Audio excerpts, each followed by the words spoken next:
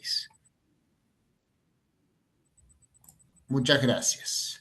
Decíamos entonces, esta es la clase que corresponde al 11 de mayo de 2026 y en este sentido anticipamos que vamos a desarrollar lo que se refiere a la unidad 6, a la unidad 6, Organización Institucional del Poder en particular, pero nos vamos a detener en lo que van a ser los órganos nuevos relativamente nuevos, creados por la Constitución, la reforma constitucional de 1994, para poder hacer un análisis separado de ellos en la clase teórica del lunes que viene. Por lo tanto, hoy nos vamos a referir a la primera parte de la unidad 6, que tiene que ver con los departamentos clásicos del poder estatal y que son los diseñados en su oportunidad, los imaginados en su oportunidad por los teóricos que fueron receptados por la Revolución Francesa, particularmente desarrollados por Montesquieu y su teoría de la división de poderes. División de poderes que ya hemos anticipado en una clase anterior, que había tenido como objetivo esta idea, la de distribuir el poder de forma tal que pudiera controlarse, autorregularse de manera eficaz, de manera eficiente entre los distintos departamentos del poder, en contra de la idea de concentración de poder que precisamente había dado lugar a la monarquía absoluta y todos los defectos que trajeron como consecuencia hasta llegar a la Revolución Francesa. Bien, decíamos entonces que esta idea de desarrollar esta primera parte de la unidad 6 obedece a que ya estamos entrando en lo que es la parte orgánica de la Constitución. Es importante entonces detenernos en el examen de algunas cuestiones que básicamente pueden generar algún tipo de confusión. Hay algunos tópicos que son bastante sencillos, que no tienen mayor dificultad, y por lo tanto esos tópicos no vamos a detenernos demasiado.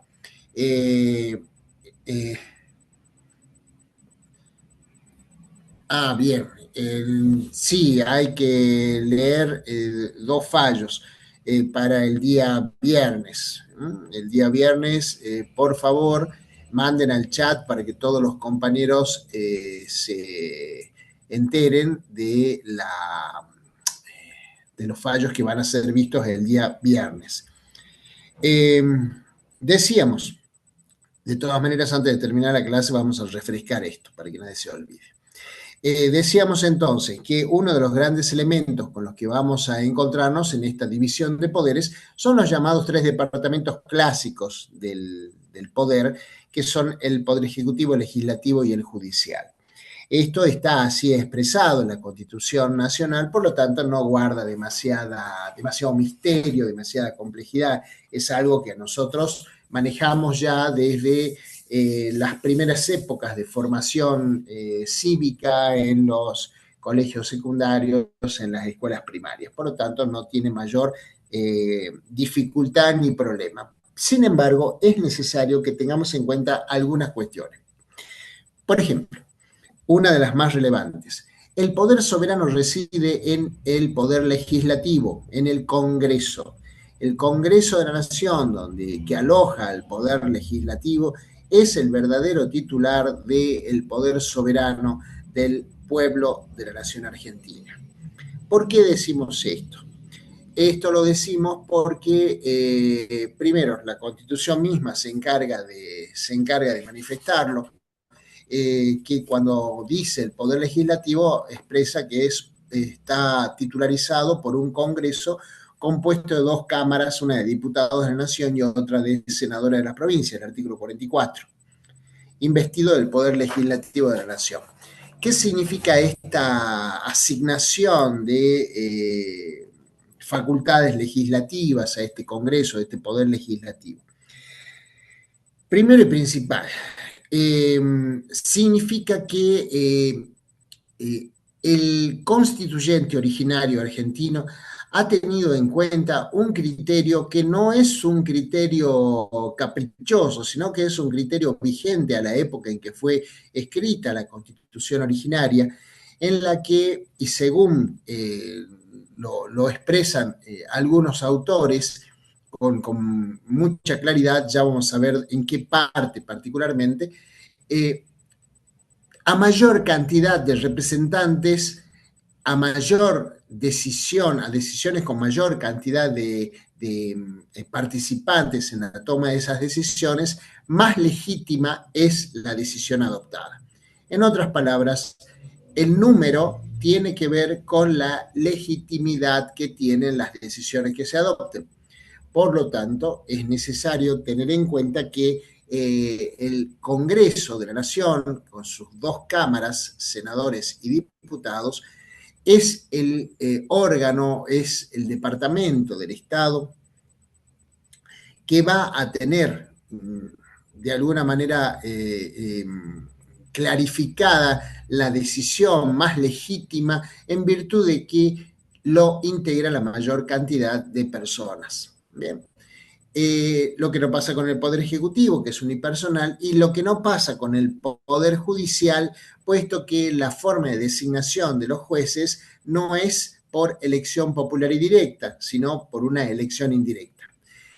En cambio, para llegar al Congreso de la Nación, a través de la selección que se hace en elecciones con carácter universal, con voto secreto, tiene íntima relación con la necesidad de legitimar decisiones y por eso el poder soberano del pueblo reside en el Congreso. No quiere decir que carezca de legitimidad el poder ejecutivo, lo que quiere decir es que tiene más legitimidad aquel órgano del Estado, aquel poder del Estado. Vamos a utilizar esta manera de referirnos a esta organización, a pesar de que ya hemos señalado nuestros cuestionamientos al respecto, pero para que se entienda. La fórmula utilizada por los legisladores para expresarse, que es la ley, es la que cuenta con mayor ámbito, grado, amplitud de legitimidad y por lo tanto es más fácil, es más sencillo entender por qué una ley es básicamente un pronunciamiento que goza de una presunción de legitimidad. Bien, hasta acá lo que podemos decir respecto de la importancia que tiene el Congreso. Por eso es que la Constitución Nacional, cuando se refiere a la organización del poder dentro de su texto, el primer órgano del poder que toca es el poder legislativo, por la importancia que se le concede desde el punto de vista de la soberanía popular que reside allí. Por otro lado, hay una bicameralidad, una organización bicameral dentro del Congreso. ¿Cuál es la respuesta para la pregunta de por qué el constituyente originario decidió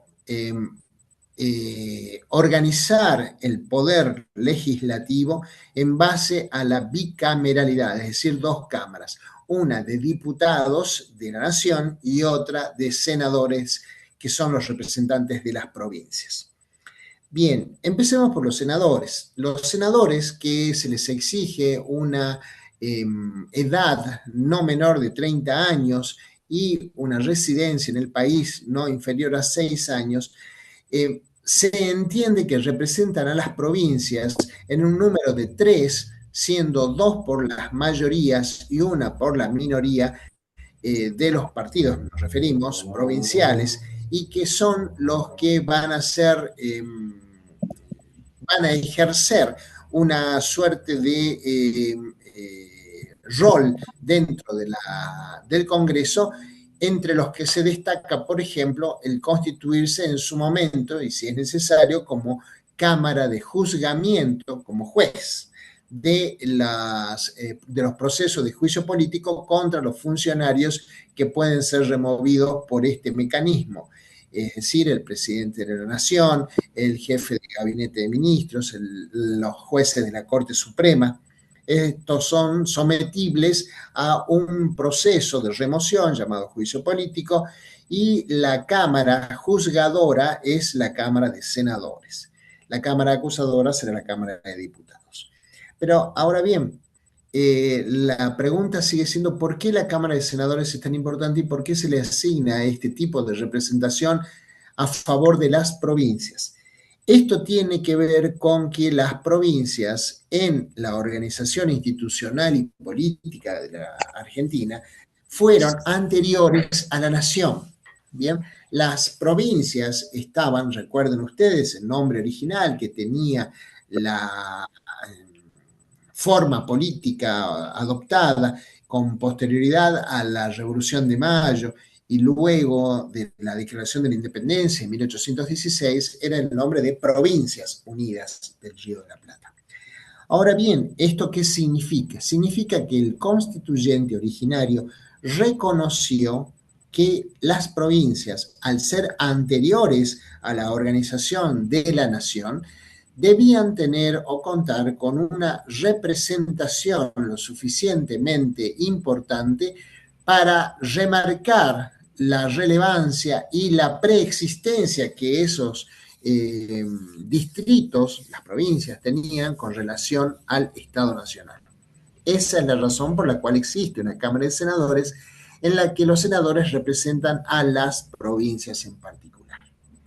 Ahora, ¿qué ocurre con la Cámara de Diputados? La Cámara de Diputados, cuyos miembros deben tener una edad no inferior a 25 años y además deben tener una residencia en el país no inferior a 4 años, es importante que se les reconozca su representación, pero del pueblo de la nación.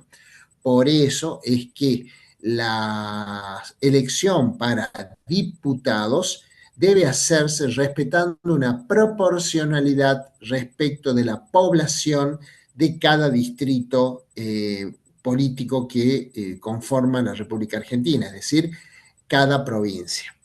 Por lo tanto, no representan a la provincia, representan al pueblo de la nación, pero para elegirlos debe ser hecha esta elección en base a una representación proporcional a la cantidad de población que tiene cada distrito. Es la Cámara de Diputados aquella que va a tener como va a ser designada como Cámara de inicio de cuestiones como, por ejemplo, la imposición de tributos o impuestos. Esto lo hemos visto al hablar de Video Club Dreams y lo hemos visto al hablar de Nobleza Picardo.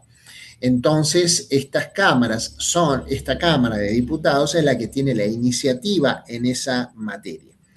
Pero también es la que ejerce el rol de Cámara acusadora cuando se inicia un proceso de juicio político para aquellas personas que van a ser o pueden ser removidas por este procedimiento. Es decir, tal como lo dijimos cuando hablamos de los senadores, el presidente de la Nación, el jefe de gabinete de ministros, los jueces de la Corte Suprema de Justicia de la Nación. Estos son entonces los sujetos que pueden ser acusados por la Cámara de Diputados de la Nación ante la Cámara de Senadores, que se va a encargar de juzgar y determinar si los aparta o no los aparta. Desde el punto de vista de su funcionamiento, tenemos que el Congreso puede funcionar en razón de distintos tipos de fórmulas asamblearias. Así tenemos las llamadas sesiones ordinarias que se extienden desde el 1 de marzo hasta el 30 de noviembre, las llamadas extraordinarias que son convocadas en cualquier momento a efectos de tratar alguna cuestión en particular, las prórrogas que son nada más y nada menos que algunas disposiciones que deben ser emitidas, normas, estamos hablando de surgidas de la competencia de los poderes, del poder legislativo, pero que son emitidas cuando es necesario extender el periodo ordinario de sesiones, es decir, más allá del 30 de noviembre.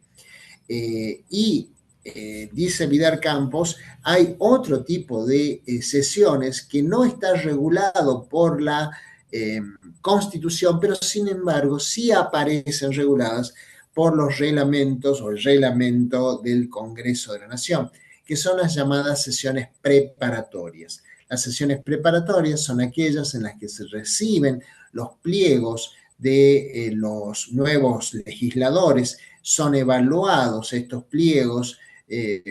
Los pliegos son las designaciones, ¿sí? En función de haber ganado una elección que tienen los senadores y que tienen los diputados, y que deben presentarlo ante la Cámara correspondiente para que sean debidamente evaluados y de esa forma establecer si son válidos o no son válidos.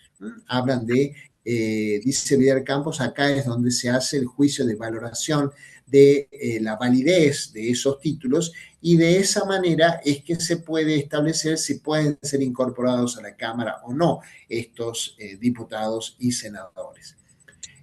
Por eso se dice que son jueces de los títulos de los legisladores de cada Cámara. Ellos juzgan y valoran. Esta situación ustedes la han visto muy recientemente, al momento del inicio de las sesiones preparatorias de este periodo en el Congreso de la Nación, cuando a una diputada, no obstante haber sido electa y portar los títulos correspondientes en virtud de la elección en la que había sido ungida legisladora, sin embargo, la Cámara correspondiente está valorando si admite su incorporación o no en función de que esta legisladora tiene o pesa sobre ella una acusación, en realidad no solamente una acusación, está condenada en otro país por vinculación con tráfico de estupefacientes. Bien, como ves, sí, exactamente.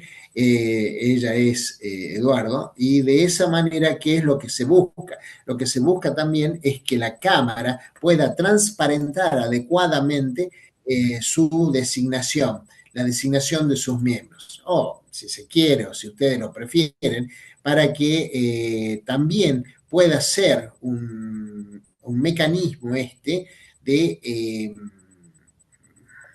control o de autorregulación que puedan tener los diputados y los senadores, para que de esa manera ingresen a las cámaras quienes están habilitados, no solamente legalmente, constitucionalmente a través de una elección, sino también a través de un cumplimiento de una serie de requisitos, entre ellos requisitos éticos, que también deben superar para poder acceder a la Cámara. ¿Está bien? Ustedes me dirán que son bastante laxos en esto, también es cierto, pero no nos olvidemos que la Constitución lo ha puesto de esa manera, entonces nosotros tenemos que ser fieles observantes de estas potestades legislativas. El Congreso, entonces, tiene las facultades que prevé el artículo 75 de la Constitución Nacional. El artículo 75 de la Constitución Nacional, que es un artículo que consta de un número muy interesante, bastante extenso, de incisos que determinan cuáles son sus funciones.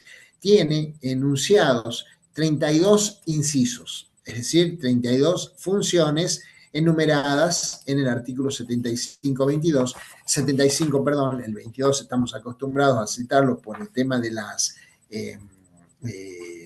relación que tiene, la mención que tiene a los tratados y convenciones internacionales en materia de derechos humanos, por eso estamos tan familiarizados con el 75-22, pero en rigor de verdad el artículo 75 contiene las facultades que le competen de manera exclusiva al Congreso de la Nación. Y acá vamos a esto que siempre genera algún tipo de problema o de cuestionamiento. Sabemos que el Congreso entonces tiene como finalidad preeminente el dictado de leyes. Esto no hay ninguna duda. De hecho, pasa por el Congreso lo que se conoce como el dictado de las leyes en sentido formal. No nos olvidemos, leyes en sentido formal son aquellas que se dictan o se emiten respetando el proceso de formación de las leyes que prevé la Constitución Nacional, eh, independientemente de su contenido. Bien. Sin embargo, el Ejecutivo de su parte tiene como función la ejecución de esas normativas, de esas leyes, y también como la ejecución de las llamadas políticas públicas que se fijan siempre, de alguna manera muy concreta por parte del Poder Legislativo. Cuando digo concreta es porque el Poder Legislativo, cuando emite normas que hacen a la formación de políticas, a la ejecución de políticas públicas, lo dice expresamente. Entonces, es el Poder Ejecutivo el encargado de aplicar estas disposiciones, ejecutar estas disposiciones de políticas públicas, en otras palabras, hacer realidad el mandato de la ley. En tanto que el judicial entra a terciar una vez que existe algún tipo de conflicto o controversia en la cual deba pronunciarse para dirimir los casos que se llevan a su conocimiento. Estos casos deben ser controversias, no pueden ser consultas, dado que la Corte tiene dicho hace muchísimo tiempo que el tribunal o los tribunales no están para resolver consultas, no son órganos de consulta, sino que son órganos de decisión sobre determinadas cuestiones controvertidas, determinadas cuestiones conflictivas que habilitan la competencia de un tribunal del Poder Judicial, un tribunal o un órgano jurisdiccional. Ahora bien, decíamos, hay un tema que siempre trae algún tipo de confusión. Ya hemos definido cuáles son las tareas, las competencias que le asigna la Constitución Nacional a estos tres poderes clásicos del Estado. Sin embargo, existe una clara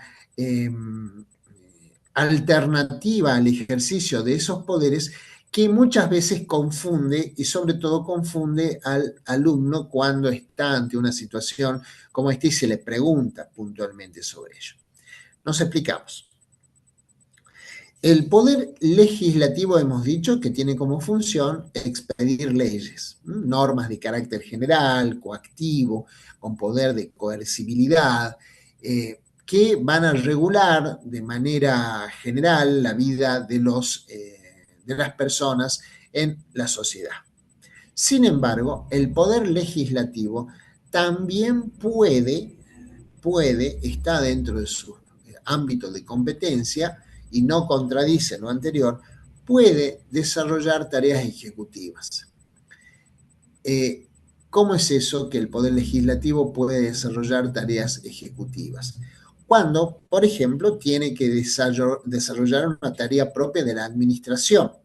La administración del Congreso de la Nación implica tomar decisiones de carácter administrativo o ejecutivo.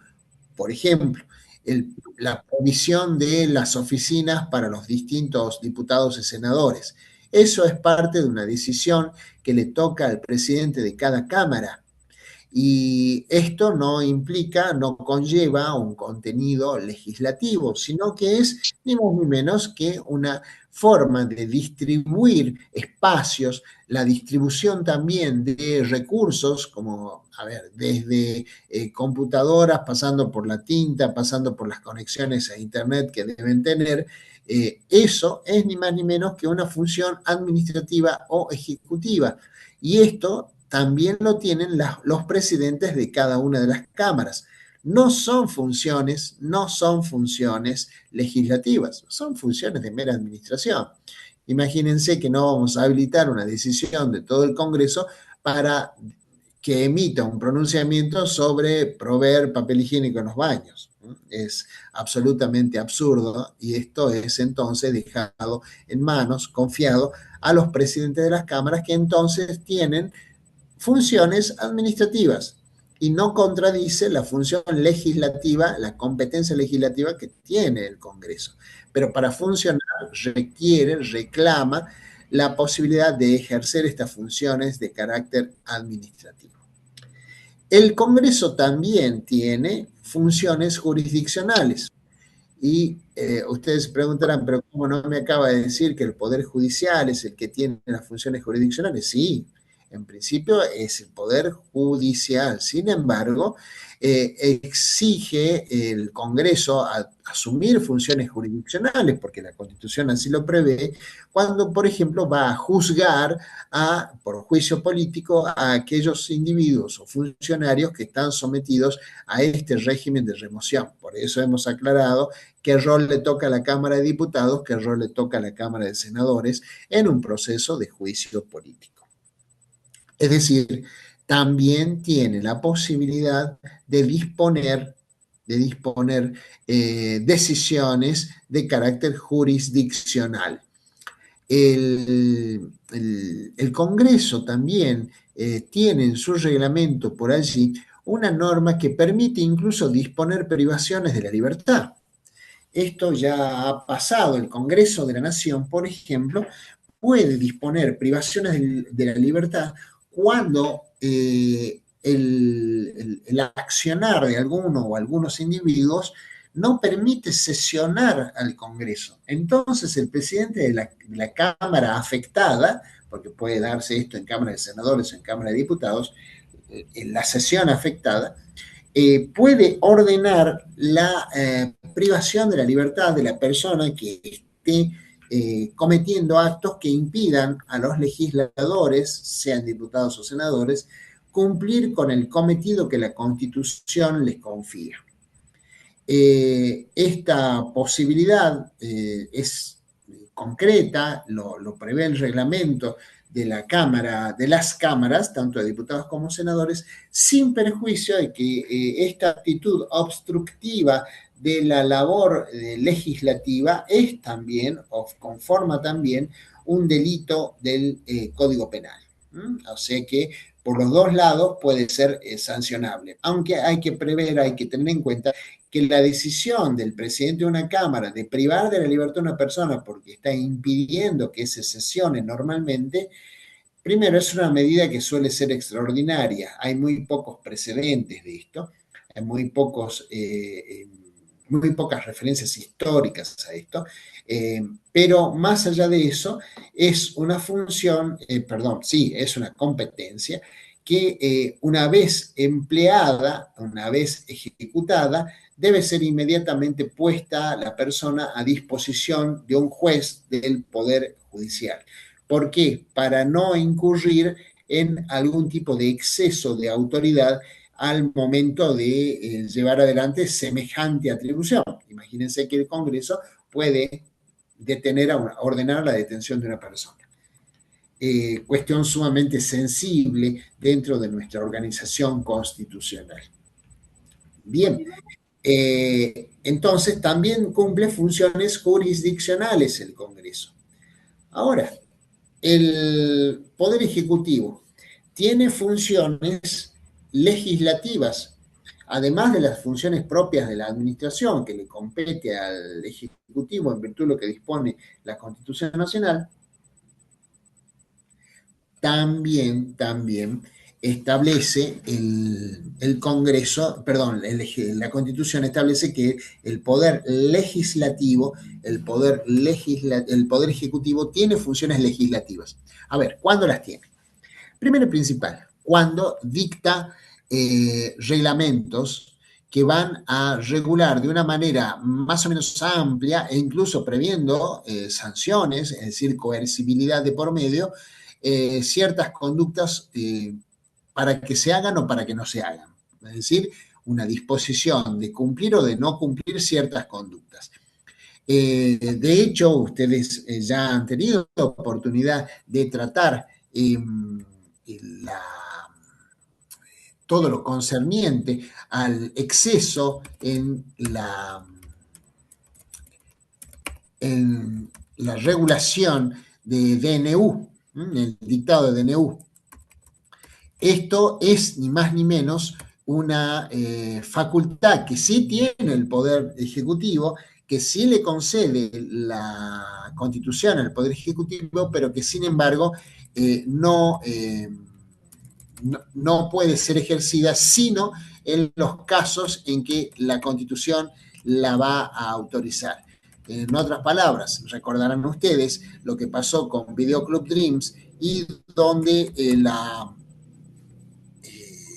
la fórmula utilizada por la Corte Suprema tuvo que ver, es decir, la decisión que adoptó tuvo que ver con este exceso en el que incurrió el Poder Ejecutivo al emitir un pronunciamiento normativo que no podía, que estaba fuera de su competencia, que debía ser derivado exclusivamente de la voluntad del Congreso y particularmente de la iniciativa de la Cámara de Diputados, que es la que tiene la iniciativa en materia tributaria. Bien, nada de esto había pasado y el Ejecutivo se excedió en esta función, en esta competencia. Es por eso que el Ejecutivo sí tiene funciones legislativas, siempre que lo haga dentro de las fronteras, dentro de los límites que le marca la Constitución para poder hacerlo. Para los alumnos que por ahí no estaban presentes, ahí mando al chat cuáles son los casos que van a haber para este viernes: maternidad subrogada y triple filiación. Digo esto para que después no venga la catarata de preguntas sobre qué teníamos que ver para el viernes, ¿sí? Entonces, en ese sentido, el Poder Ejecutivo tiene esta función. Y también tiene funciones colegislativas. Cuando hablamos de colegislativas, quiere decir que comparte el rol legislativo en ciertos tramos de la formación de las leyes con el Poder Legislativo. Vamos a ver cómo. El Poder Ejecutivo tiene iniciativa legislativa. ¿Qué implica decir que tiene iniciativa legislativa? Quiere decir que el Poder Ejecutivo puede proponer proyectos de ley al Poder Legislativo para que sean tratados y eventualmente sancionados. Puede ingresar, según la naturaleza del proyecto, según la materia que trate, puede ingresar por el Cámara de Diputados o Cámara de Senadores. Naturalmente, ustedes se darán cuenta que, según la materia, el Poder Ejecutivo ingresará los proyectos de ley que le interesan por la Cámara donde goce de mayor número de diputados o de senadores. Bien, entonces, ya teniendo una aprobación en esa Cámara, irá a la Cámara Revisora. Entonces, el Poder Ejecutivo tiene esta competencia, esta posibilidad de emitir un proyecto de ley para que sea tratado por el Congreso. Bien, pero la emergencia económica es otra cuestión porque al haber sido dictado por ley, debe ser, su vigencia debe estar contenida en la misma ley de emergencia, o por lo menos si su vigencia, su tiempo de duración no está establecido en la misma ley, por lo menos debe la misma ley establecer cuál es o cuándo debe darse por cumplida la emergencia económica. Y desde luego, la emergencia económica tiene como finalidad, entre otras cosas, restringir gastos de una manera bastante categórica. ¿Bien? Eso es lo que, por supuesto, porque eso se puede prorrogar. La voluntad del legislador, al ser una ley, la voluntad del legislador puede prorrogarse en la medida en que estén dadas las condiciones, según la evaluación de oportunidad y conveniencia que hagan los legisladores, es que la emergencia subsiste y por lo tanto puede seguir vigente. Repito, son normas, no, los DNU son otra cosa.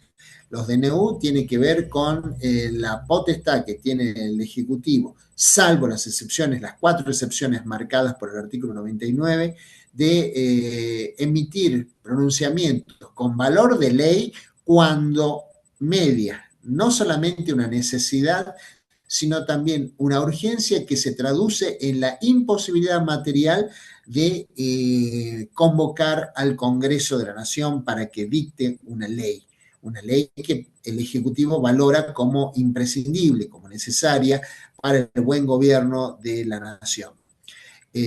Pero el DNU está sometido, sí, al control de una comisión bicameral que se encarga de determinar si este DNU tiene o no tiene los requisitos de ser imprescindible o necesario y además si están dadas las condiciones de urgencia. No se puede dictar un DNU cuando está en pleno transcurso el periodo de sesiones ordinarias. Bien, porque justamente una de las exigencias es que no se pueda convocar con tiempo suficiente a una cámara o a las cámaras del Congreso. Exactamente, que el tema de los superpoderes en realidad es un exceso legislativo. No se pueden otorgar superpoderes o poderes extraordinarios en realidad al Poder Ejecutivo. Y ya vamos a ver por qué esto está tratado dentro de la misma unidad, porque es uno de los graves problemas que trae lo que se conoce como hiperpresidencialismo. Ya vamos a mencionarlo cuando entremos a ese punto dentro de esta misma unidad, donde mencionamos allí las críticas al hiperpresidencialismo que hace Carlos Santiago Nino en relación a esta situación. Bien, ahora, el Ejecutivo entonces puede eh, hacer uso de facultades colegislativas cuando está proponiendo un proyecto de ley, pero a la vez cuando la ley es sancionada por el Poder Legislativo, el Poder Ejecutivo tiene entre sus facultades la de dictar la promulgación de esa ley. ¿Qué implica la promulgación? Promulgar es decir, cúmplase. Eso quiere decir la promulgación. Promulgar es que el Ejecutivo, una vez pronunciado el legislativo a través del dictado de la ley, va a promulgar esa ley, que es lo mismo que decir cúmplase la ley. Bien. Y no solamente eso, sino que además, si la ley necesita reglamentación, porque también hay que tener en cuenta que no toda ley requiere reglamentación. Bien. Si lo necesita, quien debe dictar esa reglamentación es el Poder Ejecutivo, pero si no necesita reglamentación, es directamente operativa la ley. Por lo tanto, con la sola promulgación y luego publicación en el boletín oficial, es que ya están dados los pasos necesarios para que la ley entre en vigencia. Pero decíamos, como parte de su actividad colegislativa, el Poder Ejecutivo dicta la promulgación de la ley para que luego sea publicada y más tarde reglamentada si lo necesita. Ahora, ¿qué pasa? ¿Qué pasa si el Poder Ejecutivo veta la ley? De hecho, estamos transitando ahora, y todos como parte de la universidad pública estamos transitando una de las graves dificultades que ha generado esta verdadera crisis entre los poderes propios de la Constitución, como el Ejecutivo y el Legislativo, al momento en que no se está aplicando la ley de financiamiento de las universidades públicas. Ahora, que explique qué, Eduardo. Explique eso, por favor. ¿A qué nos referimos? Entonces, ¿qué es lo que ocurre? Acá hay un problema grave desde el punto de vista constitucional. El problema grave es que el constituyente argentino, tanto el originario como el constituyente derivado, tiene la función, ha pensado la función legislativa o colegislativa entre el Congreso y el Poder Ejecutivo de una manera complementaria y secuencial. ¿Qué queremos decir complementaria y secuencial? Complementaria en el momento que deben estar dados todos los pasos que marca la Constitución para que la ley quede formalizada. ¿Bien? Es decir, tratamiento por una cámara de origen, luego pasa a la cámara revisora, luego se sanciona la ley, luego se promulga, luego se publica. Eso es la secuencialidad y se van complementando las distintas etapas de formación de la ley hasta que finalmente la tenemos publicada y en vigencia. Pero ¿qué pasa? El Poder Ejecutivo puede vetar, está previsto que vete la ley, puede vetarla. La Constitución lo establece. Pero una vez que es vetada la ley, debe volver a la Cámara de origen para que ésta, por dos tercios de los votos de sus miembros, pueda insistir en la ley. Pasa luego a la Cámara revisora para que también por dos tercios insista en la ley. Si ambas cámaras insisten por dos tercios, entonces la ley sancionada pasa al Ejecutivo, quien tiene ya la obligación constitucional de promulgarla. Ya no puede optar, ya no puede vetar, ya vetó, tiene un solo tiro el Poder Ejecutivo, ya lo hizo, lo utilizó al vetarla y al volver a la Cámara de origen el texto de la ley sancionada. Pero si es insistida por la Cámara de origen y luego por la Cámara revisora por dos tercios de sus miembros, entonces el Ejecutivo tiene la obligación constitucional de promulgarla. Pero claro, ¿qué es lo que queda? Queda la reglamentación. Y en la reglamentación es donde el Ejecutivo está demorándose, está diciendo que no puede reglamentar una ley que no prevé cuáles van a ser sus fuentes de financiamiento. Pero en realidad la fuente de financiamiento la tiene que determinar el Ejecutivo, que por eso es el órgano administrador. Por eso es el poder administrador. Ustedes van a tener oportunidad de ver esto cuando se publique uno de los artículos que estamos sacando desde la Cátedra de Derecho Constitucional en el primer número de la revista de divulgación de la Escuela Superior de Ciencias Jurídicas, donde tratamos específicamente esta estrategia constitucionalmente defectuosa que aplica el Ejecutivo a efectos de no aplicar la ley de financiamiento universitario, como tampoco la ley de la emergencia en discapacidad, ¿bien? Porque está aplicando exactamente la misma artimaña, que es esto de, bueno, ante la insistencia promulgo, porque estoy obligado a hacerlo, pero no reglamento, con lo cual el resultado es el mismo, porque la ley entonces, en las partes que necesita reglamentación, no es operativa. Esto en la Constitución jujeña del año 1986, la Constitución jujeña, el constituyente jujeño previó esta situación, el constituyente nacional no. El constituyente jujeño previó específicamente esta situación, esto lo decimos en el artículo que se va a publicar muy pronto, que es la siguiente solución. Cuando el poder legislativo, recordemos que el poder legislativo aquí es unicameral en la provincia de Jujuy, ¿no? No es bicameral como en la nación. Cuando el poder legislativo sanciona una ley, esa ley pasa al Ejecutivo a los fines de la promulgación, y el poder ejecutivo no promulga la ley, sino que la veta. Cuando veta la ley, esa ley vuelve a la legislatura para ver si la insiste. Si la insiste por dos tercios, la legislatura envía la ley sancionada y ahora ratificada, insistida, con los dos tercios necesarios al Ejecutivo.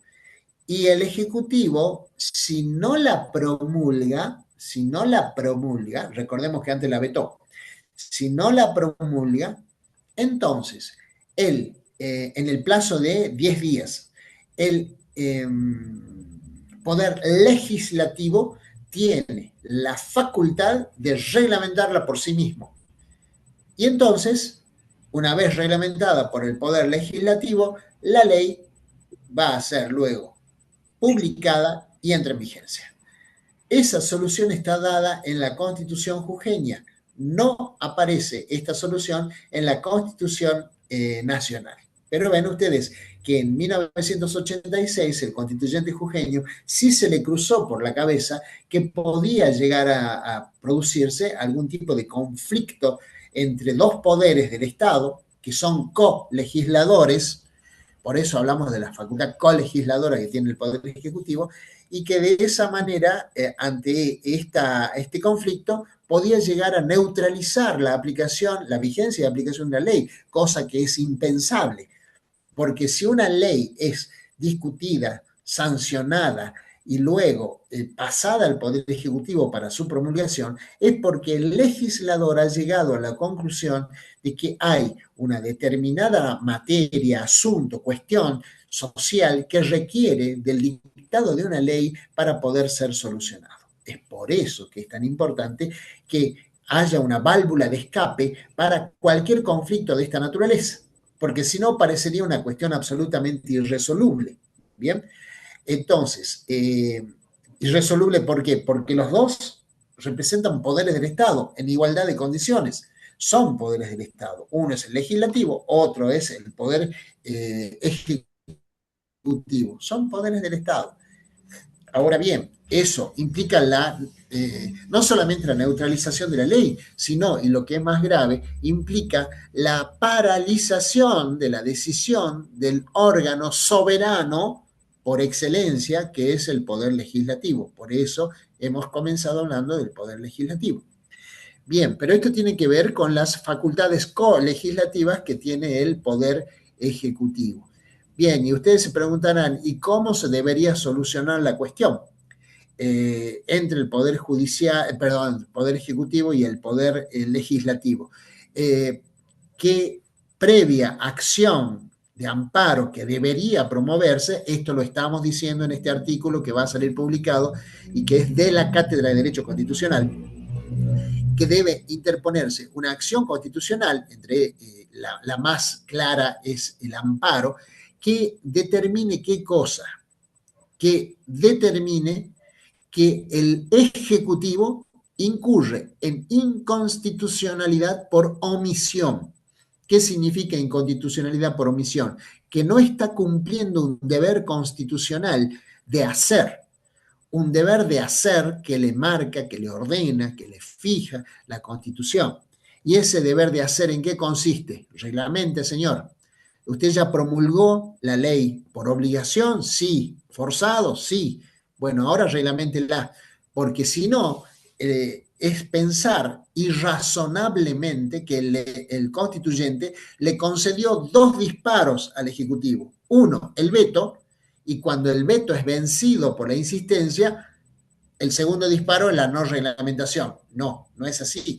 Usted está obligado a reglamentar una vez que ha promulgado, aun cuando haya sido en contra de su voluntad, que haya sido forzado. ¿Bien? Exactamente, sí, claro que es una contradicción y por eso se habla de una inconstitucionalidad por omisión. ¿Bien? Es un caso bastante atípico de inconstitucionalidad, bastante raro de inconstitucionalidad, pero existe la inconstitucionalidad por omisión, cuando no se cumple algo que la Constitución manda cumplir. Eso se llama así, inconstitucionalidad por omisión.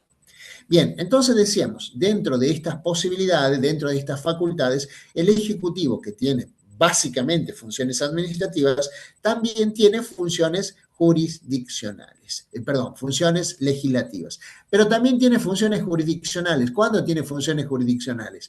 Cuando hay algunos órganos del Ejecutivo que van a valorar, que van a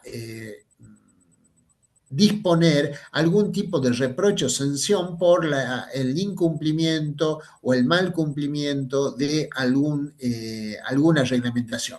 Lo vamos a poner en términos de ejemplo, donde ustedes se van a dar cuenta perfectamente de esto que decimos. Todos los municipios en la provincia de Jujuy tienen lo que se llama tribunales de faltas. El tribunal de faltas, ¿qué es? Son municipales. Obviamente los jueces de falta no son jueces del Poder Judicial, son jueces del Poder Ejecutivo. Pero ¿qué es lo que sancionan? Sancionan aquellas faltas que consisten en el incumplimiento o en la desobediencia a una ordenanza municipal. Entonces, los jueces de faltas son jueces administrativos. Lo mismo pasa con el juez de faltas y contravenciones. El juez de faltas y contravenciones, que es provincial, tampoco tiene naturaleza jurisdiccional, tiene naturaleza administrativa. ¿Cuándo entra a funcionar el juez de faltas y contravenciones? Cuando se genera algún tipo de incumplimiento, de inobservancia de alguna norma de carácter administrativo, como por ejemplo asentarse o obstruir la vía pública de alguna manera. ¿Bien? No estamos hablando de una manifestación, estamos hablando de algún tipo de conducta que lleve a obstruir la vía pública de manera antirreglamentaria. Entonces el juez de faltas y contravenciones debe intervenir, se le lleva el asunto, la policía actúa como autoridad que documenta la contravención y la lleva ante el juez de faltas para que determine audiencia mediante cuál es la sanción que corresponde aplicarle a la persona que, por ejemplo, ha invadido incorrectamente la vía pública o ha tirado basura donde no debe, en fin, ha cometido algún tipo de irregularidad de naturaleza administrativa o de infracción administrativa que no es jurisdiccional. Entonces, el Ejecutivo también tiene competencias de juzgamiento, pero un juzgamiento de naturaleza administrativa. Todas las decisiones de los jueces administrativos, sean municipales o sea provincial, todas ellas son revisables ante jueces jurisdiccionales, es decir, jueces del Poder Judicial. Ahora bien, el tercer órgano que en el esquema original de Montesquieu debía tener también una cuota de poder es el Poder Judicial. La cuestión con el Poder Judicial pasa por esto de señalar, de alguna manera, que el poder existe la posibilidad de controversias en una sociedad. Y ahí el poder de resolver estas controversias tiene que confiarse a un tercero imparcial e independiente que juzgue esa controversia y determine quién tiene la razón. Estas controversias pueden plantearse entre particulares, en cuyo caso el ámbito legal de solución del asunto pasa por el derecho privado. Puede ser también una controversia que se suscite entre una persona. Alguien tiene el micrófono abierto. Gabriel tiene el micrófono abierto. Por favor, Gabriel, si podés apagar tu micrófono. Exactamente, si podés silenciar tu micrófono. Bien. Entonces, decíamos, una de las controversias se puede dar entre particulares, en cuyo caso la cuestión viene de la mano, la solución debe venir de la mano del Poder Judicial, pero en el ámbito del derecho privado. Ahora, si la controversia es entre un particular y el Estado, ahí ya estamos hablando de una controversia entre un administrador y un administrado. Se está colando sonido, no sé quién tiene el audio activado, se está colando sonido. Entonces, ahí esta conflictiva la debe resolver o se debe resolver en el ámbito del derecho administrativo. Por eso ahí el particular recibe el nombre de administrado y el Estado recibe el nombre de administrador. Pero en ambos casos funciona como tercero imparcial un juez del Poder Judicial o un tribunal del Poder Judicial, cuyas características deben ser las de ser independiente e imparcial. La independencia y la imparcialidad, que muchas veces se las enuncia como son garantías, que muchas veces se las enuncia como sinónimos, no son sinónimos. La imparcialidad tiene que ver con que ni el juez o el tribunal no tiene absolutamente ningún interés en beneficiar a una parte o a otra. Es neutral respecto de las partes en conflicto. Por eso imparcialidad viene de imparcial, que no es parte. Bien, El juez entonces es imparcial respecto de las partes en conflicto, es neutral respecto de las partes en conflicto. En cambio, la independencia no juega hacia adentro del proceso, es decir, hacia las partes, sino hacia afuera del proceso. La independencia tiene que ver con que los jueces o los tribunales no pueden ser de ninguna manera influenciados por ningún poder externo, poder de cualquier naturaleza, sea un poder político, sea un poder económico, sea un poder social, no pueden. Ninguno puede presionar a un juez o a un tribunal para que llegue a una determinada solución en algún sentido.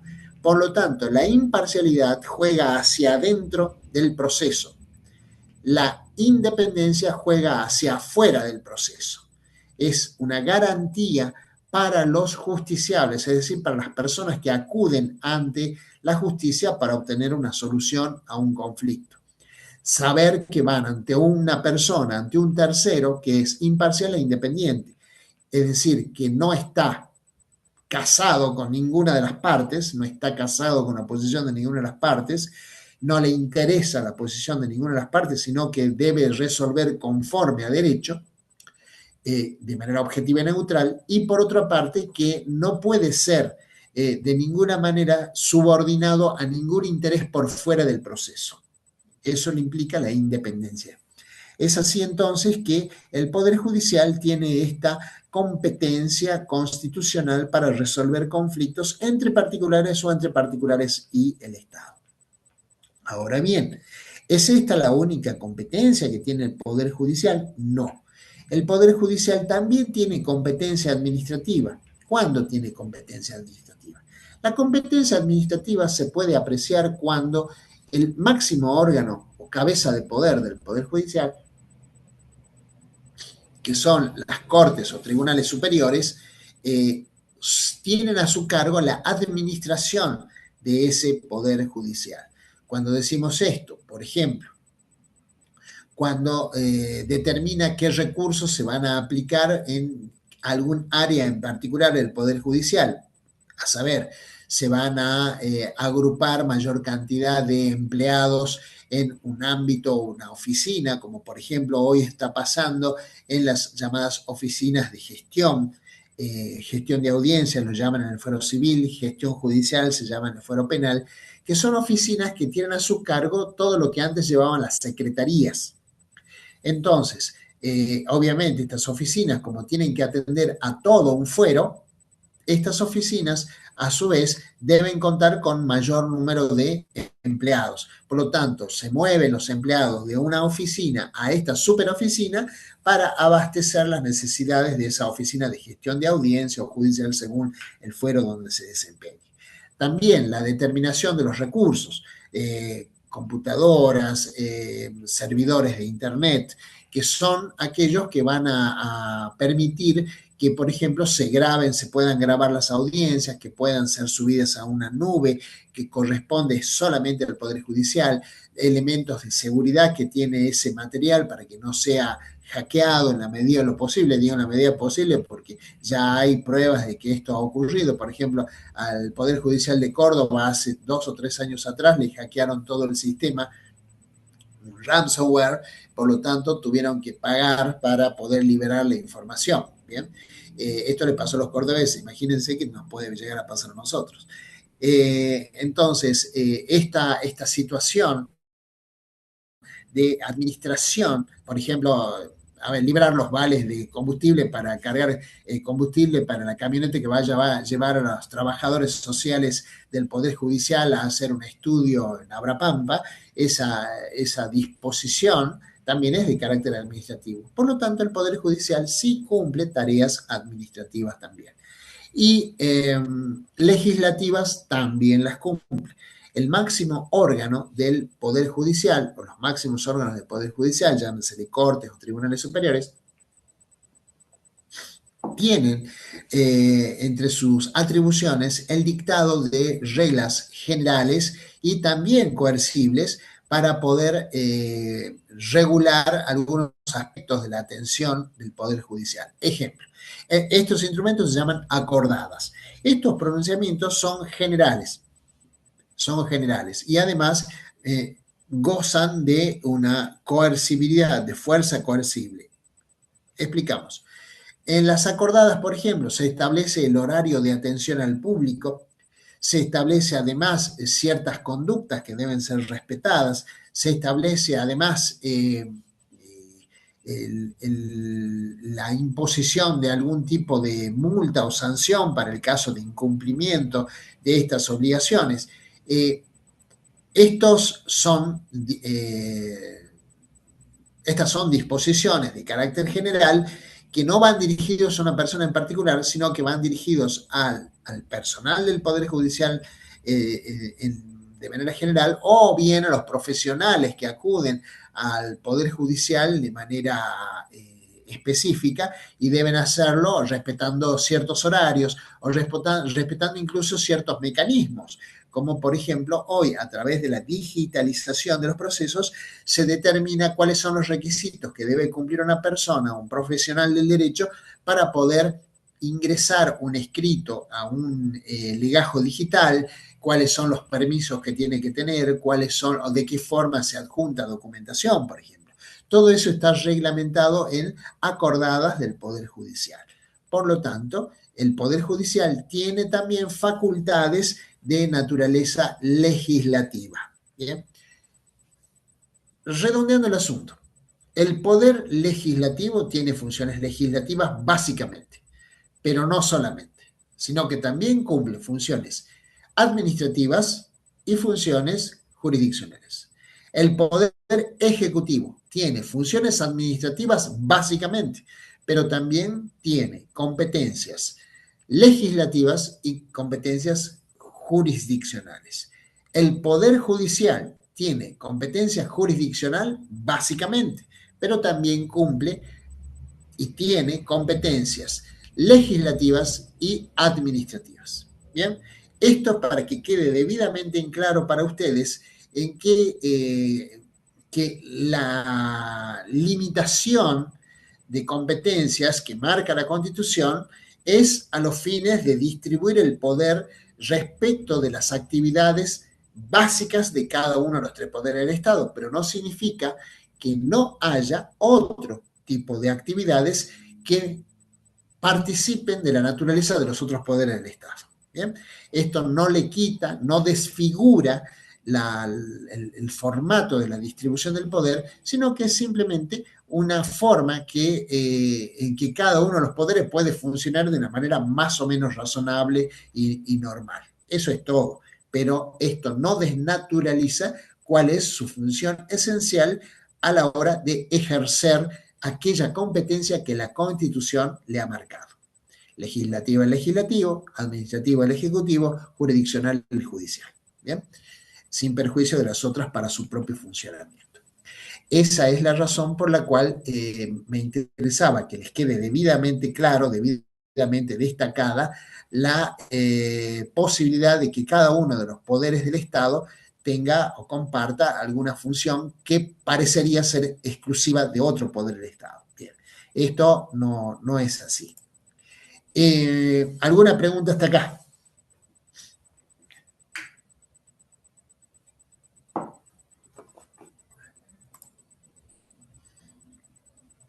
Bien.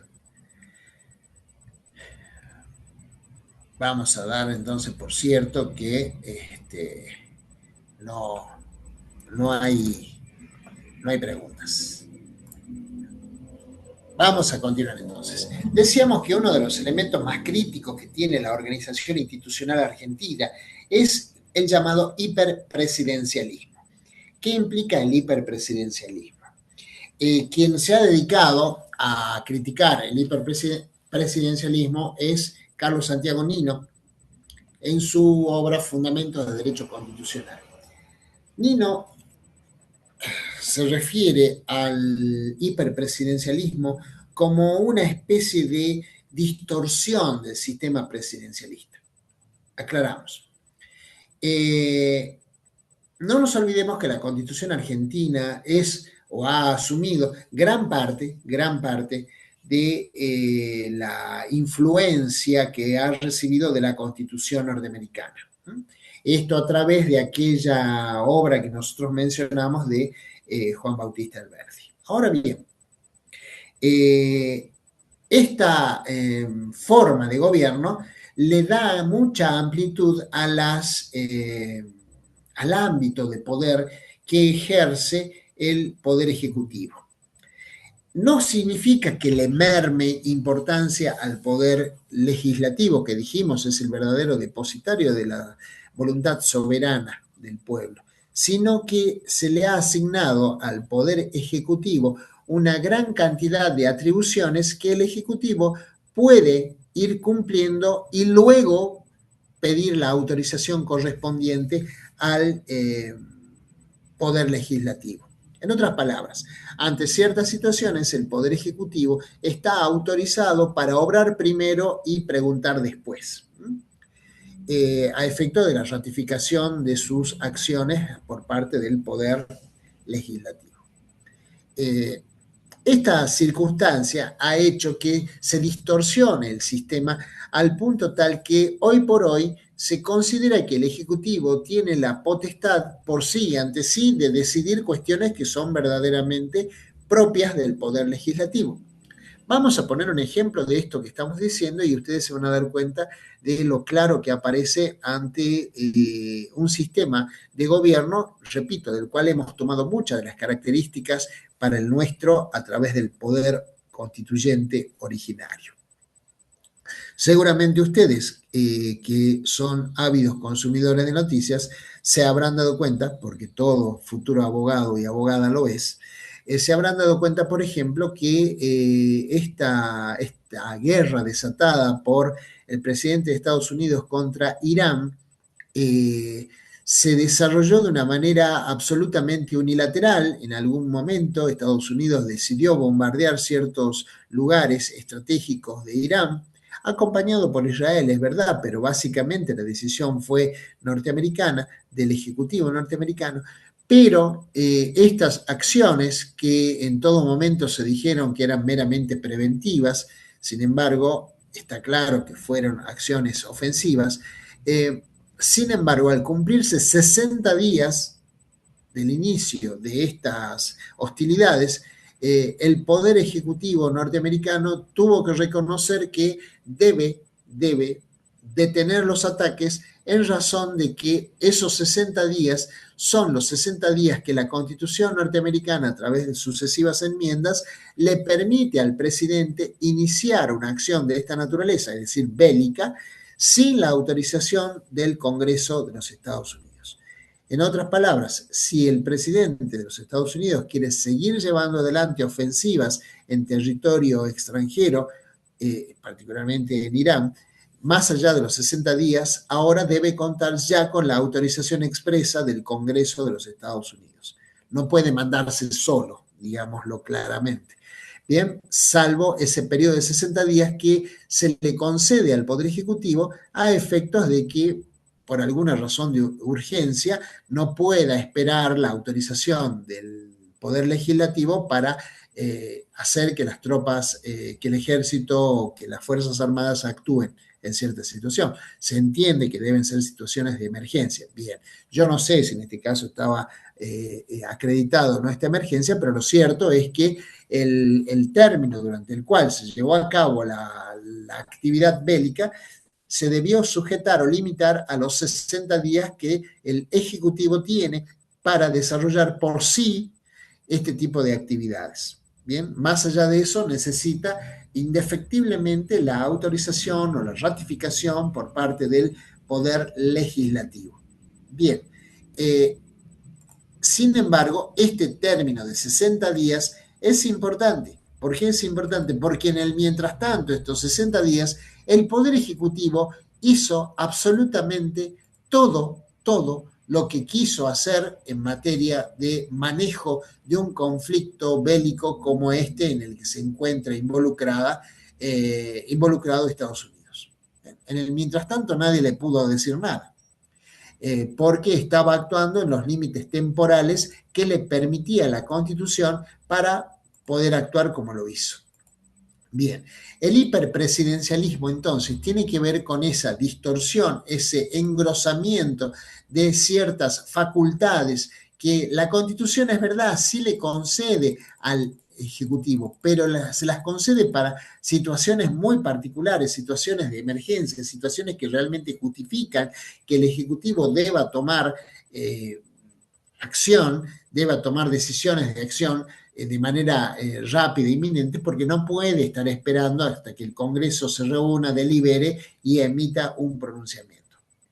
De hecho, este hiperpresidencialismo lo hemos visto sobre todo en cuestiones vinculadas a lo económico-financiero en nuestro país. Repito, Carlos Nino es muy crítico respecto a esto porque dice, esto se solucionaría con otro tipo de organización política, como por ejemplo un gobierno parlamentario, ¿no? No, con los secretos no. Particularmente con la toma de préstamos. El artículo 75, inciso cuarto de la Constitución Nacional determina que corresponde al Congreso contraer empréstitos, es decir, préstamos, sobre el crédito de la nación.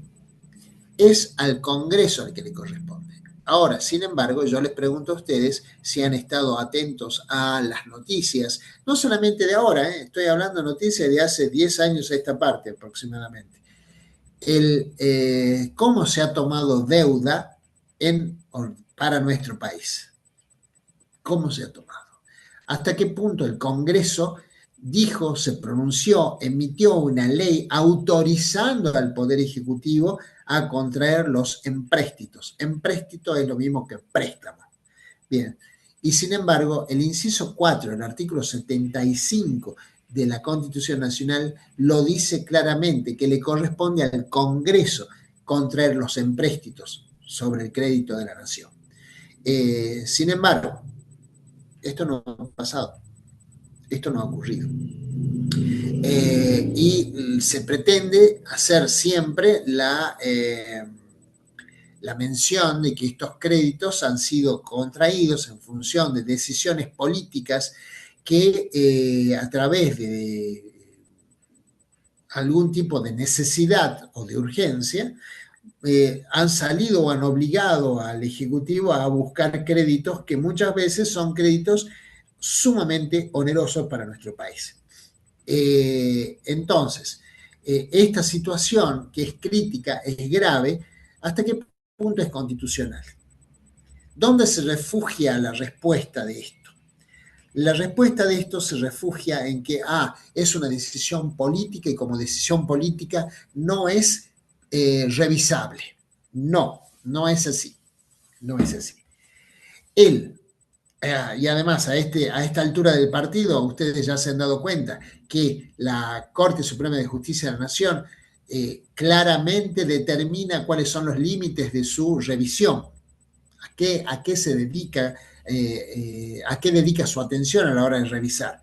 Que es a los procedimientos, a los procedimientos. Dice la Corte, yo no me meto en cuestiones de conveniencia y oportunidad. Sobre eso yo no puedo, eso no es justiciable, se dice. Lo justiciable significa aquello que puede ser sometido al control de un juez. ¿Por qué es tan importante esto, lo que es justiciable y lo que no es justiciable?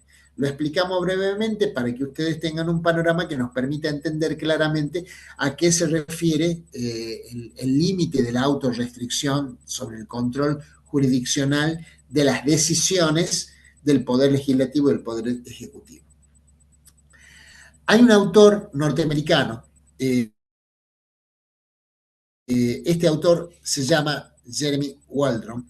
Jeremy Waldron es, ahí lo mando al chat al nombre, Jeremy Waldron es un autor norteamericano que es sumamente crítico con el control judicial de los actos, particularmente de los actos del Poder Legislativo. Jeremy Waldron es muy crítico, es más, tiene varios libros escritos, uno de los cuales se llama Contra el gobierno de los jueces, para que tomen el peso de por qué Jeremy Waldron se opone a que los jueces ejerzan control de constitucionalidad. Por lo siguiente, dice él, ¿por qué un juez o un tribunal estaría legitimado, es decir, autorizado, para controlar la constitucionalidad o no de una decisión soberana del Congreso, porque él se refiere básicamente al control judicial sobre la ley, cuando el Congreso es el titular de la soberanía popular y los jueces no? Los jueces que llegan a sus cargos por medio de elecciones indirectas, ¿por qué tendrían el poder de invalidar por inconstitucional una decisión que ha emanado del poder soberano que tiene el Congreso de la Nación? Él dice que aquí los jueces ejercen lo que se llama un poder contramayoritario. ¿Por qué contramayoritario? Porque si una ley ha salido aprobada por la mayoría del Congreso, porque si no, no hay manera de que salga aprobada, no pueden los jueces luego, por su sola voluntad, decir o reprochar a esa ley que ha salido debidamente sancionada por el Congreso, repito, depositario del principio de soberanía popular, no pueden venir a declararla inconstitucional. Entonces, dice Waldron, lo que debe operar en realidad es un control previo de constitucionalidad que debe hacer cada uno de los poderes del Estado, particularmente el Congreso. Pero una vez que sale del Congreso, los jueces no pueden disponer o reprochar la inconstitucionalidad de esta norma. Waldron, para decir esto, se basa en la posición de lo cuantitativo, la importancia de lo cuantitativo. Explicamos esto.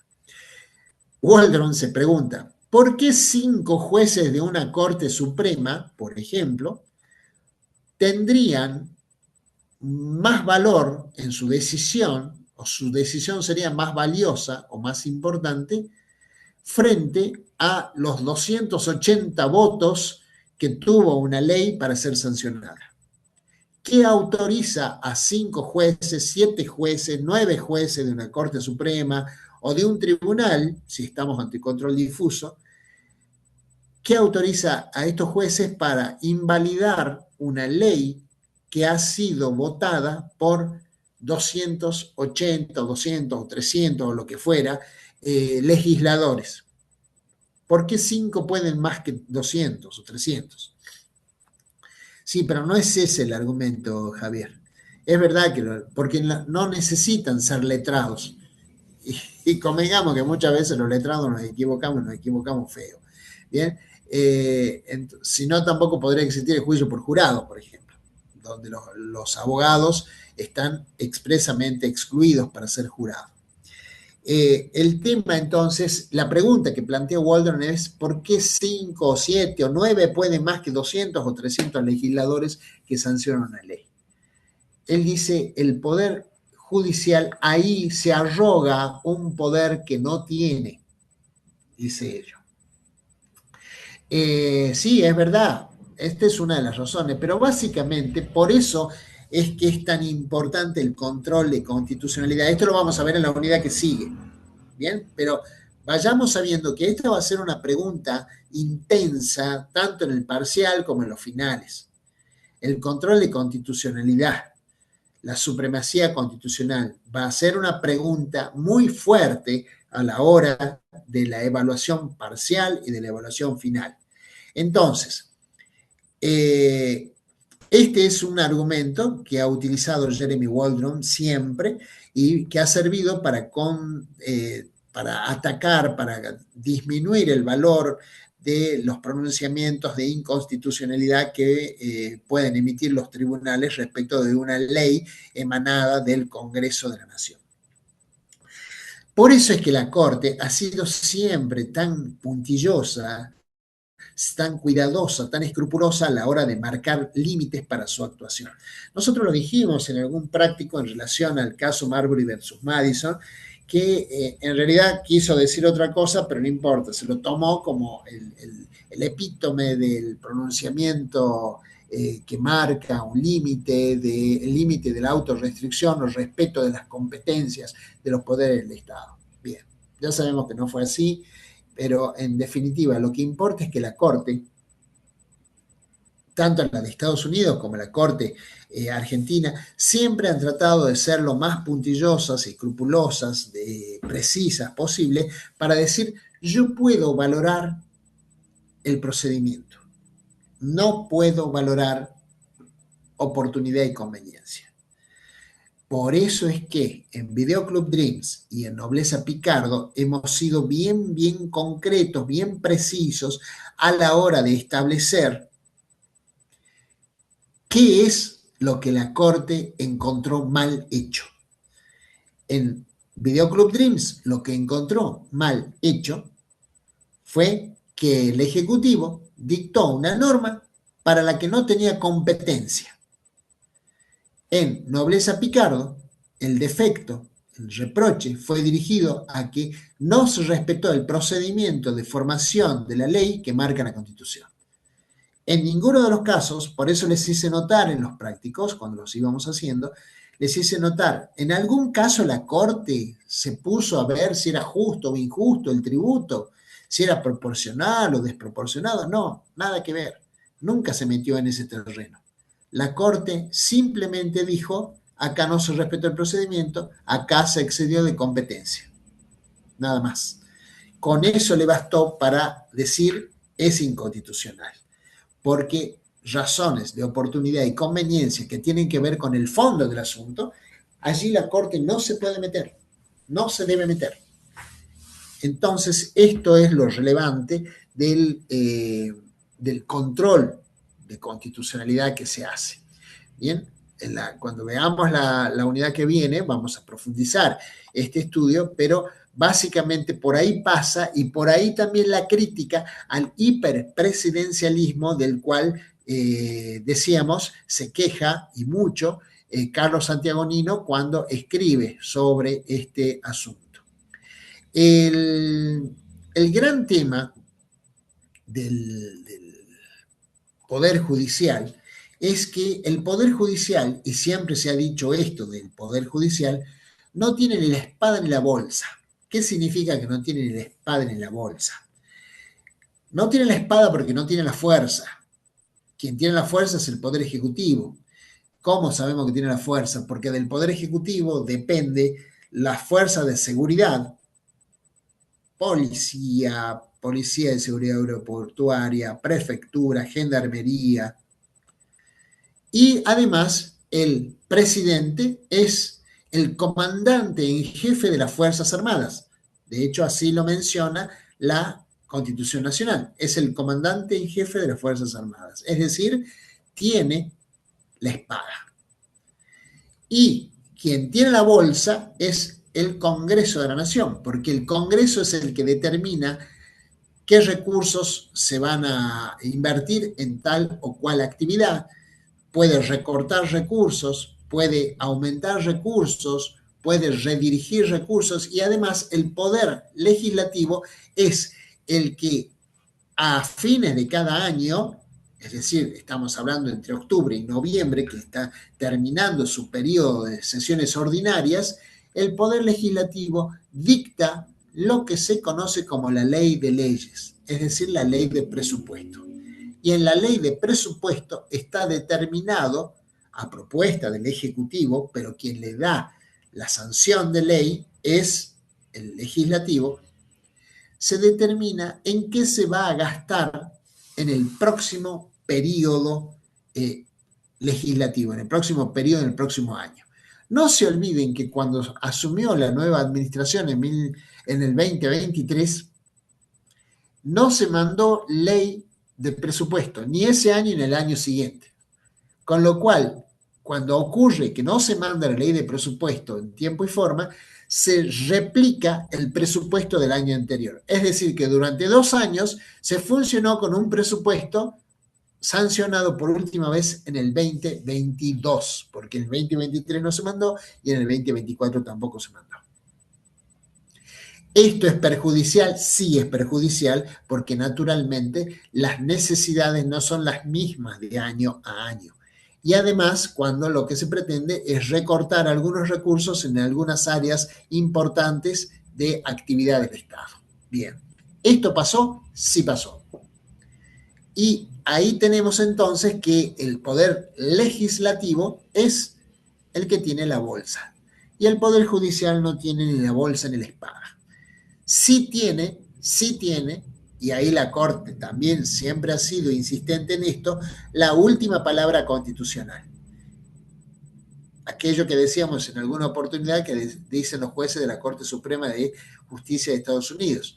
La Constitución es lo que la Corte dice que es. ¿Bien? Entonces, ahí reside el poder el poder judicial. Ahí reside, en esa autoridad que tiene de decir cuál es el significado constitucional de algo. Ese es el poder. Y de hecho, ustedes lo han visto cuando hemos visto Video Club Dreams y Nobleza Picard. Cómo ha repercutido esto en una decisión que ha terminado haciendo caer por inconstitucional dos tributos. ¿Por razones distintas? Sí, pero básicamente dos tributos. Entonces, el poder judicial, el valor que tiene, la autoridad que tiene, es de tener en sus manos la posibilidad de decir que es constitucional y que no lo es.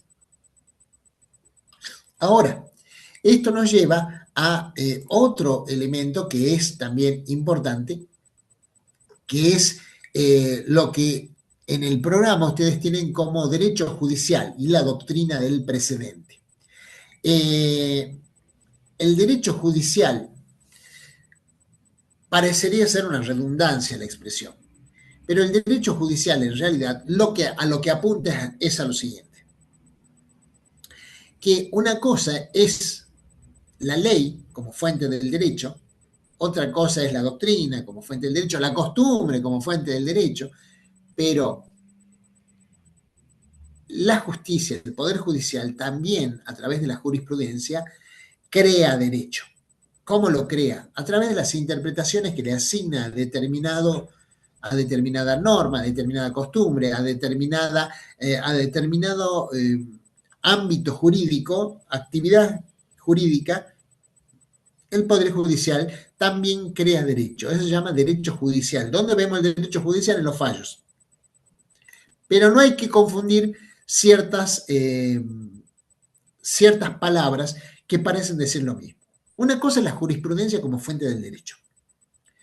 La jurisprudencia, según lo habrán visto seguramente ya en Derecho Privado Parte General, es el conjunto de fallos que resuelven cuestiones iguales de manera idéntica. ¿Bien? Es una suerte de repetición y de argumentaciones que se van replicando de vez en vez. Esa es la jurisprudencia y es una fuente de derecho porque implica que en determinados ámbitos es el pronunciamiento de los jueces lo que va fortaleciendo una cierta idea. Además, cada juez, a medida que se va pronunciando sobre la misma cuestión, le va agregando algo de su propia cosecha, un argumento más. Lo va fortaleciendo, lo va enriqueciendo. Sin embargo, hay otro elemento que sí tiene ya la Corte Suprema de Justicia de la Nación, que se llama precedente. El precedente ya es otra cuestión. El precedente, para ser tal, no es la mera repetición de una decisión a lo largo del tiempo. Tampoco lo es que sea emitido por el máximo tribunal, por la Corte Suprema, sino que el precedente está dotado de un elemento material muy relevante, que es el argumento que contiene. Por eso, la definición formal de precedente es una decisión jurisdiccional dotada de relevancia normativa. Una decisión, sentencia, jurisdiccional, es decir, de jueces, integrantes del Poder Judicial, dotada de relevancia normativa, quiere decir que sientan una norma, sientan un criterio, fijan una manera de resolver las cosas. Eso es, decisiones jurisdiccionales de relevancia normativa. En otras palabras, es ni más ni menos que norma creada a partir de decisiones jurisdiccionales o sentencias. ¿De dónde nos viene la famosa doctrina del precedente? La doctrina del precedente no es de origen continental. No nos olvidemos que nuestro derecho es llamado derecho continental porque nosotros descendemos de nuestro ordenamiento jurídico, nuestra tradición jurídica desciende de los romanos, pasa por el derecho español, sigue en el derecho indiano, que es el derecho de las Indias, que era creado para regir las colonias españolas en América, y luego termina traduciéndose en el derecho patrio. Se le llama continental porque tiene mucha influencia del derecho francés. No nos olvidemos que Napoleón Bonaparte, a través de su expansión territorial, dado que Francia era un imperio, terminó impregnando de la filosofía propia del derecho francés a gran parte del derecho español, que luego repercutió en nuestro derecho patrio. ¿Cómo sabemos esto? Porque una de las grandes ideas del derecho francés o derecho continental es el de la codificación. Los franceses difundieron la doctrina del precedente. La doctrina del precedente es decisiones jurisdiccionales dotadas de relevancia normativa. Bien, esa es la doctrina del precedente. Bien, decíamos, hemos heredado de los franceses la tradición codificadora. A los franceses se les ocurrió que luego de la Revolución Francesa, luego de haber dejado de lado, haber terminado con la monarquía absoluta, era necesario, a los fines de consagrar la seguridad jurídica, que todas las obligaciones, todos los deberes de los ciudadanos estuvieran consagrados en normas al cual todos pudieran acceder, conocer. Y esto se hizo a través de códigos que eran escritos. Ahora, por eso una de las grandes obras jurídicas heredadas de Napoleón Bonaparte fue el Código Civil, llamado Código Napoleón, que llevó 10 años escribirlo, entre 1804 y 1814, es decir, cuando Napoleón termina perdiendo su imperio. A su comisión, él designó una comisión de expertos para escribir el Código Civil en Francia, y le preguntaba todos los días a sus redactores, cuando le iban a presentar los artículos nuevos que les sumaban al código. Él preguntaba, ¿es útil? ¿Es bueno? Si la respuesta era sí a las dos preguntas, entonces quedaba incorporado al Código Civil. Bien. Nosotros hemos heredado esa tradición codificadora y por eso nuestro derecho participa de la tradición continental. Pero esto no quita que los anglosajones, que participan de una tradición jurídica totalmente distinta a la nuestra, hayan optado por otra forma de resolver los conflictos que se daban en la sociedad. Esa forma se adoptó con el nombre de common law, que no quiere decir ley común como se trata de traducir de manera literal, no. El common law quiere decir que se le da mayor relevancia a las decisiones de los jueces. Y las decisiones de los jueces son los que determinan, van estableciendo el precedente. Pero el stare decisis es una parte de la decisión, es una parte. El stare decisis es una parte de la decisión. No confundir. Decíamos, entonces los jueces, al emitir sus pronunciamientos, van creando esta normatividad que no está en una ley, sino en la decisión de los jueces, en las decisiones de los jueces, que se va asentando, se va nutriendo de mayores argumentos y va fijando criterios normativos, es decir, llegan a tener esa importancia normativa. ¿Por qué decíamos el stare decisis no hay que confundir con esto que estamos diciendo en términos generales? Porque el stare decisis sí es obligatorio. Es obligatorio. Y de hecho, más obligatorio es cuanto más alto es el tribunal del cual que ha emitido la decisión. Entonces, hay que estar a la decisión de ese tribunal. Ahora, si ese tribunal repitió esa decisión a lo largo del tiempo, es otra cosa. Lo que importa es que los criterios que fija ese tribunal, repito, cuanto más alto, más obligatoria es la norma jurisprudencial que ha emitido, juega en dos sentidos. ¿Por qué? Es obligatoria hacia los inferiores, pero también es obligatoria, tiene una obligatoriedad horizontal. Noten, tiene una obligatoriedad hacia los inferiores, por eso estamos hablando de tribunales altos, ya sea de cámaras de apelaciones, cámaras de casación o superiores tribunales, o lo que existía antes en Inglaterra, antes de que hubiera Tribunal Supremo en Inglaterra, bien, que era la Cámara de los Lores. La Cámara de los Lores tenía funciones legislativas, pero también tenía funciones jurisdiccionales. Que la Cámara de los Lores es lo que para nosotros sería equivalente a la Cámara de Senadores. Entonces, y la Cámara de los Comunes es lo que para nosotros sería la Cámara de Diputados. Ven que las tradiciones jurídicas son muy distintas, son muy diferentes. Entonces, cuanto más alto es el tribunal, es más respetable su doctrina. Y no es necesario que la repita, no es necesario que la esté repitiendo a lo largo del tiempo. Basta con que resuelva una cuestión de una manera, con un criterio que a partir de ese momento se vuelve obligatorio para los demás. Es el stare decisis. Ahí hay que estar a eso. Sin embargo, esta decisión es o adquiere una relevancia normativa, es decir, es casi como la ley para el common law. Es casi como la ley. Al día de hoy, sin embargo, las tradiciones jurídicas, obedeciendo también a una cuestión de globalización, se están impregnando, se están contaminando mutuamente, al punto tal que en el derecho continental, del cual nosotros formamos parte de esa tradición, se aplican cada vez más los precedentes. Por eso es que los fallos de la Corte que ustedes han leído todo este tiempo, muchas veces cita fallos propios y fallos de otros tribunales, inclusive de la Corte Suprema de Justicia de Estados Unidos.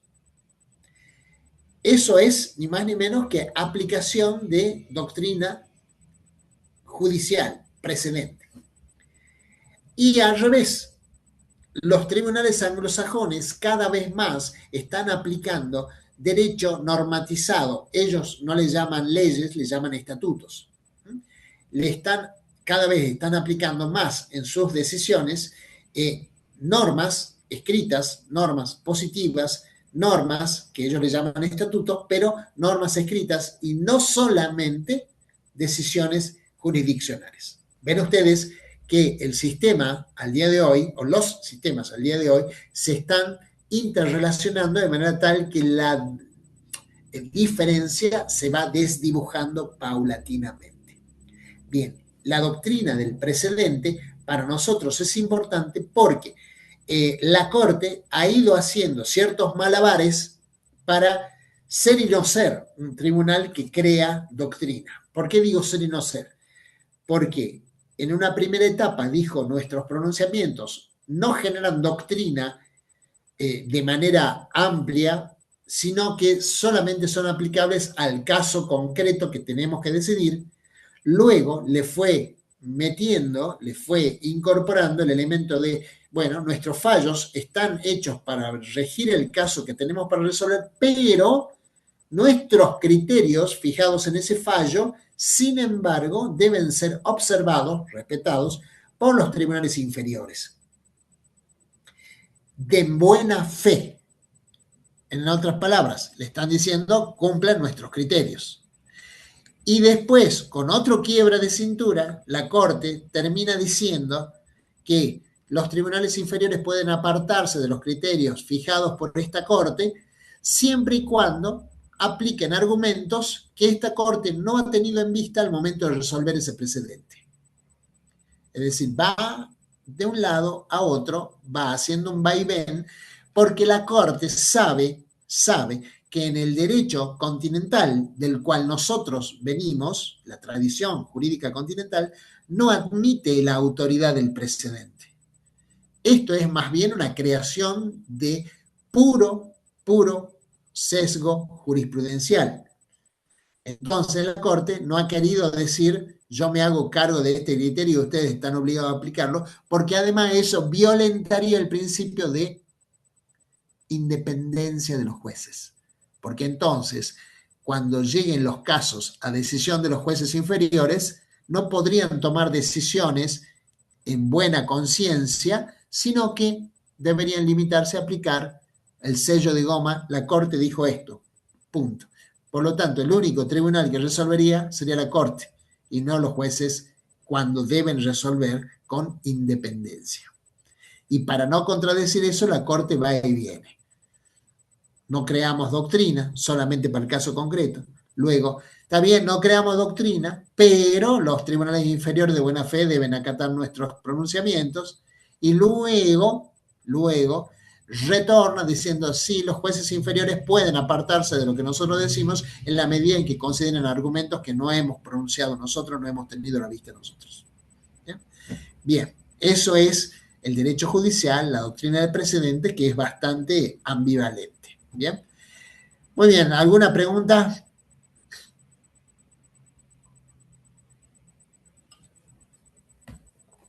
Sí, estaba subida al aula, está subido al aula virtual.